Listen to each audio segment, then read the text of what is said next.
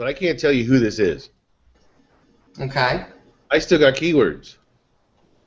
And where did you pull that from? Local. Oh, your own local search inside your own site. Well, but no, inside Google Places. Oh, okay. They're still there. The keywords didn't go away. There's also Google Premium, Google Enterprise. But those sit on your machine, though, right? Oh, he left. And we just lost him. Oh, Google found out, and they cut him off that fast. Look at that. There it is. The black vans are pulling away from his house now. Yeah. The black helicopter is peeling off. Steve's a funny guy. He's a funny guy. The power and the internet are the first to go, right? Oh, I've got to wonder if what he has is an enterprise account too. But okay, so that makes a lot of that actually raises a lot more questions now too. But where is he pulling that from? I'd love to finish that conversation. Where did he pull those from? Where are they coming from? You know, I could probably hack my own Android phone too and find all my keywords in there somewhere as well. But that raises an interesting point. Has Google thought this out completely all the way through? I suspect they have, but the better question is, have they implemented it all the way through yet? Because if I'm local and I want to search for some house of ill repute or some other deviant kind of place, you know, and that's saved in my history, you know, what's from stopping them from, you know, not sharing that information?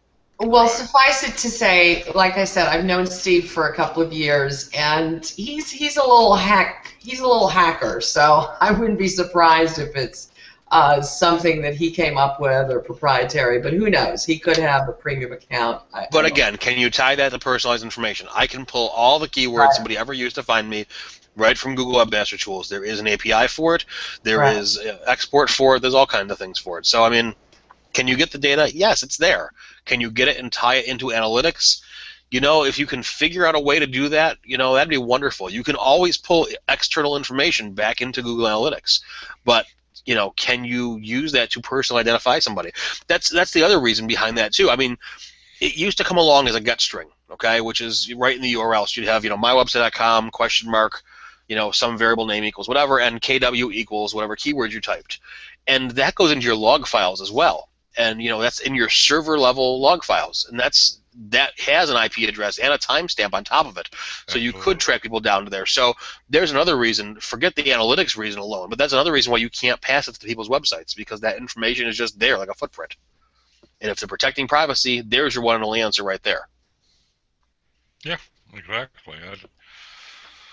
Steve, where'd you pull that information from? Google Local. Google Places. You have an enterprise account, Steve? I have several. All this stuff, honestly, and the thing is what I see is Google Business Plus has the connection to Google Places for Business, Google Analytics, Google Webmaster Tools, Google AdWords, and now Google Enterprise is the higher level, to where it takes all those APIs and put them together. I can't talk about some certain things we're doing currently with Rockfish, because there was a time before when I did B2B SEO where I wouldn't allow clients to use Google Analytics because a lot of their intellectual property would be keywords. And if they started getting a lot of traffic because I did SEO on their good keywords, like butterfly encryption, hummingbird encryption for, God, what's their name? Anyway, some company created hummingbird encryption, and every time they would get the word hummingbird encryption, that would share out to Google Analytics. So a lot of really high-tech B2B companies that I did really secret SEO for, we didn't use GA. So there's other ways to do this. There's other ways to get keywords, like you're saying, your log files. I mean, because everybody went to Google once they bought Urchin, right? Right. But before that, I kind of had to be drug kicking and screaming into the GA universe, because up until, God, how long ago was that, Gabby? What? Let's see, I was at the PR firm until I moved to Rockfish 3 years ago. Before that, 2003 to then. So what was it, about 2005? Just everybody finally adopted GA, right? But the real big picture of this is, what do I do? It's the 25th, right? 5 days. Well, 30 days has September. Okay, so 5 days from now, I have to start working on the monthly report for 67 SEO clients. Okay, we've done that based on here is the volume monthly for your keyword set that we're trying to build content for to get you ranking in Google with, and now here's what we've taken, and here's your keyword measurement because we show a growth of 12% a month on this particular keyword this month and this much growth on this keyword, and you've used keywords to measure this over a 2 to 3 year engagement with a client now. So we have deliverables that took tens of thousands, of 50 of thousands, of hundreds of thousands of dollars to create a monitoring system that can be shared from one point to the other in terms of sharing up from the marketing to the C-suite, everybody across to the board, because we're dealing with publicly held companies here. You understand? So some of these reports have been going on for months and months and months and years, and now next month all this has to be different. Well, let me ask you this. Right? We've mentioned this before. This has been coming for quite some time. You haven't had a full set of data to work with from Google, at least this whole time. What have you been saying over the past 4 years, 3 years, that this has been coming? Because obviously those not provided were getting higher and higher and higher. What were you saying instead? Well, not provided. Basically, you didn't have them, so there's no reason to guess or waste time on assuming things with data you can't correlation. However, so you were essentially underreporting the keywords then. No. We told them exactly, here's your traffic, here's this. Here's not provided. No, normally not provided represents this. However, understand, and we did user personas and search personas on those people that had encryption, those that had Google+. Here's the reasons why Google would be filtering this out. And there's, 5 to 10 page POVs on why this is happening. Make sense? So our clients already understand what not provided keywords are already. So I'm missing your point then. What are you saying? You need something new to report now? No, well, yeah, because that was the other part is what do you do about this month? We had 5 form fills on this page from this keyword, and we had 8 form fills on the same page from a different keyword, because we're tracking this conversion based on keywords to the landing page, to the form fill. That you just can't do anymore. And that's a very, very important, because SEO is leading the horse to water. Conversion rate optimization is making him drink. I made a quote today. I actually said this to somebody, and afterwards I went, "Wow, did those words just come out of my mouth?" And then I said, "Yeah, they did, and I believe it." Keywords. I can't remember the exact quote now too. It was basically, keywords. You're right, lead the horse to water, but content is what converts people. Right. It's not that whole content is king argument. I have a problem. I've had this for years. I have a problem with saying, here's the conversion we got from this specific keyword, because honestly, I'm not buying that. Somebody found you from that keyword. They may have completely done a 180 once they hit your site and realized you had other products to offer or other services to offer. They might have been looking for one thing and completely went a different direction, and they converted for something else altogether. So that just becomes a meaningless number now at that point. Now, that's a special case, I realize, and that's not going to happen all the time. However, I'd rather know that, yes, I was doing some SEO for my clients, and yes, we were trying to raise them higher for purple widgets in Rochester, and at the same time we were trying to go for red and blue widgets in Rochester as well too, but we did that on a different page. We did it in a different manner. But we were certainly going for widgets and Rochester and blue. And so I know I spent all my time working on those words on this specific page right over here. And when I look at that page and I can see that jumped up as a landing page from search results, I know that my job worked well. I can correlate information now from Webmaster Tools saying that when somebody looked for blue widgets Rochester, that number has gone up, and they show a pretty little red and blue graph. Blue is how many times red is how many times you were observed, and blue is how many times you looked through. I might have done that backwards, but still. So I know that people saw me for that, and people ignored me for that, or went through for that, and I can tell the percentage that went through for that, and I can correlate that number to my analytics number that says, if I segment by landing page for that page and by Google search, or any search for that matter, that that those numbers should have some kind of tie together. Now, is that a little more work? Absolutely. Does it provide for more meaningful data and insight from my client? Absolutely. If I say, pay me to do SEO on these 12 pages now, they're going to be more prompt, to pay me to say, well, it worked for this one, let's let the graph go up. And as far as conversions go, as long as they're making money, at least from my clients are concerned, they're happy. Now, I realize that's not a model for every SEO, and it's not a model for every business. There's some really highly competitive, online shopping sites that have lots and lots and millions and tons of keywords.